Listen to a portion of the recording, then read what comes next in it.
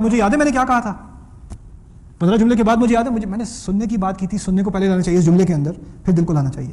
مجھے کہاں احساس رہے گا بھائی, مجھے تو یہ نہیں یاد میں نے 2 جملے پہلے کیا کہا تھا. آپ کو نہیں یاد, مجھے کیا یاد ہوگا. آپ اندازہ کریں قرآن کا کلام کتنا باریک ہے.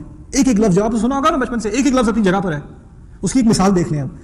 ابھی سورت کا مطالعہ کریں, ابھی شروع میں ہی ہے, 7ویں آیت ہے, کوئی لمبی بات نہیں ہوئی ابھی. شروع سے جو بات نکلی ہے الف لام میم ذالک الکتاب لا ریب فیہ, اس میں شک کی کوئی گنجائش نہیں. شک کہاں پڑتا ہے؟ دل میں پڑتا ہے. لا ریب فیہ ہدن, ہدایت کہاں ہوتی ہے؟ دل میں ہوتی ہے. ومن یؤمن باللہ یہدی قلبہ, اس کے دل کو ہدایت دیتا ہے, یہدی قلبہ.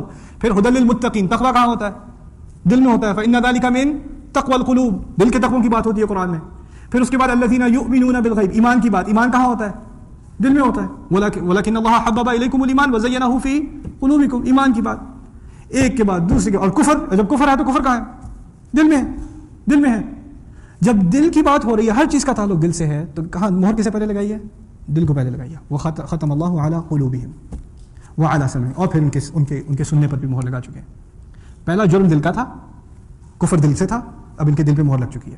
اور یہ بات بھی سمجھنے کی ضرورت ہے, پچھلے ہفتے جو ہم نے بات کی تھی کہ تمام غیر مسلم کو کافر کہنا غلط ہے, جس پہ لمبی بحث پچھلے ہفتے ہوئی تھی.